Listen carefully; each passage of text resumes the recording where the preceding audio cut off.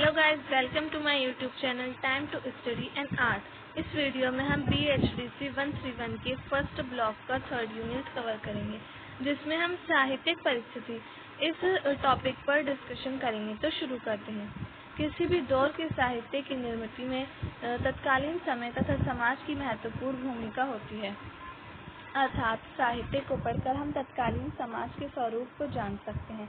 यानी कि किसी भी साहित्य का जो निर्माण होता है उसमें समाज की भूमिका होती है। उसमें उस समय की परिस्थितियाँ, उस समय जो समाज में क्या क्या परिस्थितियाँ थी, क्या क्या चल रहा था, तो वो सब उसके कारण ही किसी भी साहित्य का निर्माण हो पाता है।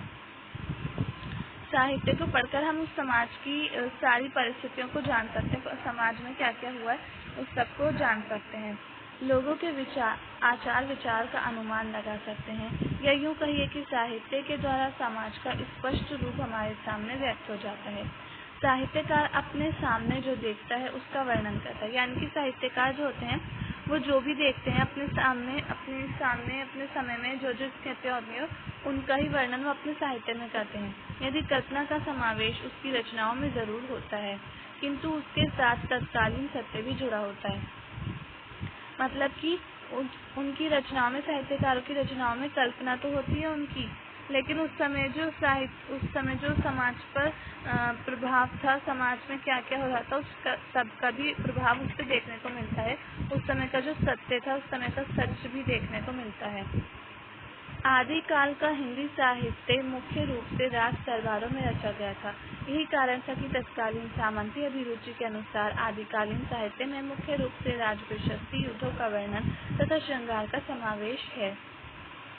यद्यपि संदेश रसक, ढोला मारूरा दूहा जैसी कुछ लोक गाथा परक रचनाएं भी हुई, पर इनकी संख्या बहुत कम है। भक्ति काल में साहित्य की प्रवृत्ति बदल गई। इस युग में जितनी भी साहित्यिक रचनाएं हुई वह ईश्वर भक्ति और सामाजिक समस्याओं से जुड़ी हैं। यानी कि भक्ति काल में जो समाज वहाँ पे सिर्फ भक्ति से भक्ति हो रही थी, तो इसलिए वो जो रचनाकार थे, संत थे, उन्होंने भक्ति से ही संबंधित अपनी रचनाएं की हैं। भक्त कवि किसी साहित्यिक यश के लिए काव्य रचना नहीं करते थे, उनके हृदय से निकले उद्गार ही काव्य बन गए। यानी कि ये जो भक्त कवि थे, ये नाम कमाने के लिए, पैसा कमाने के लिए काव्य रचनाएं नहीं करते थे, बल्कि इनके दिल से निकले हुए ये वचन थे, इनकी वाणी थी, जो ईश्वर को प्राप्ति के लिए और ईश्वर के प्रेम में ये जो भी बोलते थे वही काव्य बन गए, वही रचनाएं बन गई। इन्होंने कोई अलग से इसको लिखा नहीं है। भक्त काल के कवि जो थे। 6वीं शताब्दी में आरंभ की गई दक्षिण के अलवार संतों की वाणियाँ एक अंतर स्रोत धारा के रूप में बहती हुई 12वीं-13वीं शती में आकर उत्तर भारत के विशाल क्षेत्र में प्रवाहित होने लगी। ये मैंने पहले भी बता दिया था। भक्ति आंदोलन की जो शुरुआत थी वो दक्षिण में अलवार और नैनार संतों के द्वारा हुई थी, और फिर उत्तर भारत में 12वीं, 13वीं और 14वीं शताब्दी में आ गई थी। कबीर, सूर, जायसी, रहीम, नानक आदि जितने भी भक्त कवि हुए, सबने अनमोल वचनों द्वारा हिंदी साहित्य के भंडार को अक्षय बनाया। तत्कालीन समाज और धार्मिक बुराइयां भक्ति साहित्य के उदय का कारण बनी। यानी कि भक्ति काल के उदय का कारण उस समय की जो तत्कालीन सामाजिक परिस्थितियां थी, धार्मिक बुराइयां फैल गई थी, आडंबर बढ़ गए थे और समाज में बहुत सारी बुराइयां हो गई थी, तो वो सब जो थी भक्ति साहित्य के या फिर भक्ति आंदोलन के उदय का कारण बनी थी।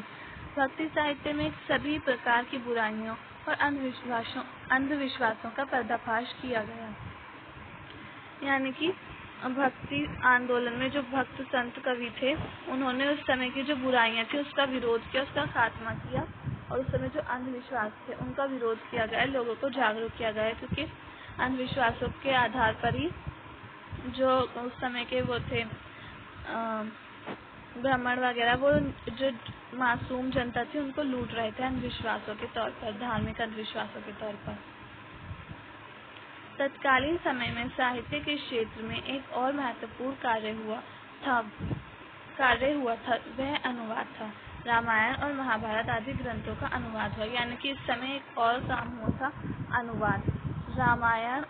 रामायण और महाभारत जैसे ग्रंथों का अनुवाद किया गया था। कवियों ने अनुवाद किया था। बदायूनी ने फारसी में इन दोनों ग्रंथों का अनुवाद किया। ये बदायूनी एक रचनाकार थे जिन्होंने इन दोनों का, महाभारत और रामायण दोनों का अनुवाद किया। तत्कालीन बादशाहों में भी साहित्य प्रेम था। जो समय के बादशाह थे उनमें भी साहित्य प्रेम देखने को मिलता है। मुगल वंश का संस्थापक बाबर स्वयं एक अच्छा कवि था। हुमायूं को साहित्य से प्रेम था। उसकी बहन गुलबदन ने हुमायूंनामा की रचना की थी। हुमायूं की जो बहन थी उन्होंने हुमायूंनामा की रचना की थी। शासक वर्ग के कारण फारसी साहित्य की उन्नति हुई। इतिहास ग्रंथों में मुल्ला दाऊद की तारीखे अल्फी, तबकाते अकबरी, फैजी सरहिंदी का अकबरनामा, ये जो फैजी सरहिंदी थे इन्होंने अकबरनामा लिखा था। और इन्होंने मुल्ला दाऊद ने तारीखे अल्फी लिखी थी, तबकाते अकबरी, ये सब इन्होंने लिखे थे, इन ग्रंथ लिखे थे ये सब। गणित ग्रंथ लीलावती का अनुवाद कवि फैजी ने किया। तो शाहजहां नामक ग्रंथ लिखे गए। शाहजहां के नाम पर शाहजहां की पूरी जीवनी के बारे में भी ये शाहजहां नामक ग्रंथ लिखा गया और अकबर की जीवनी के बारे में अकबरनामा। और गणित का एक ग्रंथ था लीलावती जिसका अनुवाद फैजी ने किया। औरंगजेब के समय में आलमगीरनामा, मुआसिरे आलमगीरी, फतहात आलमगीरी, ये 3 ग्रंथ जो थे औरंगजेब जो थे उनके बारे में लिखे गए थे। उनके जीवन काल के बारे में उन्होंने किस प्रकार से शासन किया तो उस पे ये 3 ग्रंथ लिखे गए थे। हिंदी के भक्त कवियों ने अधिकतर भक्ति संबंधी रचनाएं की। अकबर की रचनाओं का संग्रह बहुत बाद में हुआ। जायसी ने पद्मावत, सूरदास ने, अब ये देख लीजिए इम्पोर्टेंट है, जायसी ने पद्मावत लिखी थी, सूरदास ने सूरसागर और सूर सारावली, ये सब सूरदास ने लिखी थी। नंददास ने रास पंचाध्यायी, तुलसीदास ने रामचरितमानस, इनका रामचरितमानस बहुत महत्वपूर्ण है, आगे भी ये देखने को मिलेगा। तुलसीदास ने गीतावली और कवितावली भी लिखी थी और साथ में रामचरितमानस इनका बहुत महत्वपूर्ण ग्रंथ है। की रचना की। अकबर के दरबार के अब्दुल रहीम खान खानर, तोडरमल तथा बीरबल हिंदी के अच्छे कवि थे। भक्ति काल में ही केशव दास जैसे आचार्य हुए। इन्होंने कविप्रिया, केशवदास ने कविप्रिया, रसिकप्रिया और अलंकार मंजरी तथा आदि ग्रंथों की रचना की थी। और तत्कालीन कवि समाज जनता से जुड़े हुए थे। यानी कि जो कवि थे, भक्ति काल के जो कवि थे, ये जनता से जुड़े हुए थे। वे किसी साहित्यिक कीर्ति हासिल करने के उद्देश्य से नहीं लिख रहे थे, बल्कि अपनी बात को जनता तक पहुंचाना चाहते थे। ऐसा करने के लिए ये आवश्यक था कि वे अपनी जनता की भाषा का प्रयोग करें, तो इसलिए वो लोक भाषाओं में रचना करते थे। प्रायः सभी कवियों ने जनता की भाषा में ही अपनी बात कही। कवि तो घूम घूम कर उपदेश देते थे, इसीलिए जगह जगह पर के शब्दों का प्रयोग किया। इसमें कबीर की भाषा को सदुत्तरी भाषा कहते हैं। वो जगह जगह घूमकर अपने उपदेश देते थे, संदेश देते थे और जहाँ जाते थे वहीं की भाषा में वो अपने उपदेश देते थे। सूर आदि ने ब्रज भाषा का प्रयोग किया। मीरा की भाषा भी कई जगहों के शब्दों का मिश्रण हो गया है। मीरा राजस्थान की थी तो उनकी भाषा में वो भी जगह जगह, फिर वो छोड़ दिया था उन्होंने राजस्थान, अपना राज परिवार छोड़ दिया था, वो जंगल में चली गई थी, वहीं पर साधु संतों के साथ रहने लगी थी, तो उनकी भाषाओं में भी कई शब्दों का समावेश, मिश्रण मिलता है। पंजाबी और ब्रज, राजस्थानी, ये सब भाषाएं इनके काव्य में देखने को मिलती हैं। सूफी कवि जायसी ने अवधी भाषा का प्रयोग किया।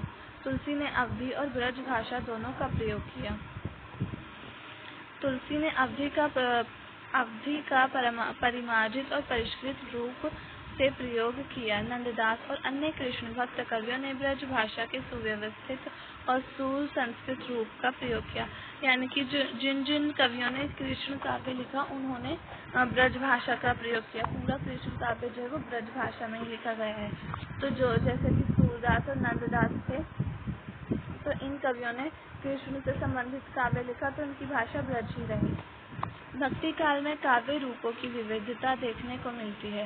इसमें प्रबंध काव्य, मुक्तक काव्य, सूक्ति काव्य, संगीत काव्य, नाटक, कथा काव्य, जीवन चरित्र, गद्य काव्य और उपदेश काव्य आदि काव्य रूपों का प्रयोग किया गया है। इसमें ज्यादातर जो प्रयोग है वो प्रबंध काव्य और मुक्तक काव्य का प्रयोग किया गया है। जो कवि मतलब पूरी कथा को लेकर लिखते थे तो वो प्रबंध काव्य का प्रयोग करते थे, और जो सिर्फ दोहो चौपाई उन सब में रचना करते थे तो वो मुक्तक काव्य में लिखते थे।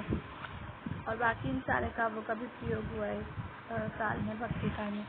फारसी की मसनवी शैली का प्रयोग भक्ति काव्य की अपनी निजी विशेषता है। फारसी की जो मसनवी शैली थी उसका प्रयोग सूफी कवियों ने किया था, सबसे पहले जायसी ने किया था, तो इसलिए ये भी एक विशेषता है भक्ति काल की, फारसी की मसनवी शैली। सूफी कवियों ने इस शैली का प्रयोग किया। यहाँ की लोक कथाओं को प्रबंध का आधार बनाया। ईरानी और भारतीय शैलियों के मिश्रित रूप से सूफी काव्य की विशेषता है। यानी कि सूफी काव्य की जो विशेषता है वो ईरानी और भारतीय शैलियाँ जो थी उनको मिलाकर यहाँ के जो सूफी कवि थे उन्होंने अपनी रचनाएं की, तो ये भी एक विशेषता है। परियों का चित्रण ईरानी प्रभाव के कारण ही हो पाया है। जो काव्य में परियों का चित्रण देखने को मिलता है वो ईरान में है, और वो कथाएं ईरान में पाई जाती हैं, ऐसी कथाएं। इस प्रकार भक्ति काल की साहित्यिक परिस्थिति और स्वरूप में परिवर्तन होता रहा तथा विषय वस्तु, भाषा शैली तथा काव्य रूपों इन सभी में बदलाव आया। यानी कि समय के साथ साथ परिवर्तन होता रहा और भाषा शैली, काव्य रूप इन सब में बदलाव आया विषय वस्तु में।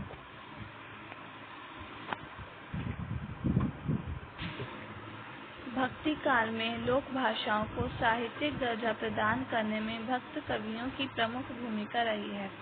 ब्रज और अवधी में तो रचना हो ही रही थी। कबीर जैसे संत कवि जिस सदुकड़ी भाषा में अपनी भावनाएं व्यक्त कर रहे थे वे बाद में चलकर खड़ी बोली की अंतर्धारा बनी। यानी कि जो भक्त कबीर थे वो जिस सदुकड़ी भाषा का मतलब होता है साधुओं की भाषा, तो वो इस भाषा में रचना कर रहे थे, तो यही भाषा आगे चलकर खड़ी बोली यानी कि हिंदी बनी। खड़ी बोली हिंदी को खड़ी बोली भी बोलते हैं। इस प्रकार आधुनिक हिंदी खड़ी बोली हिंदी की पूर्व पीठिका भी इसी दौर में निर्मित हो रही थी। कवि नए बिंब, प्रतीक और उपमान विकसित कर रहे थे जो संस्कृत से बिल्कुल अलग और नवीन था। इस रूप में जन भाषाओं को साहित्यिक ऊर्जा से संपृक्त किया जा रहा था। तो गाइज आज की वीडियो में सिर्फ इतना ही। अगर आपको मेरी वीडियो पसंद आई हो तो प्लीज़ कमेंट करके बताएं एंड मेरी वीडियो को सब्सक्राइब करें ताकि नेक्स्ट वीडियो आपको मिलती रहे। और प्लीज़ मेरे वीडियो को लाइक करें, शेयर करना ना भूलें।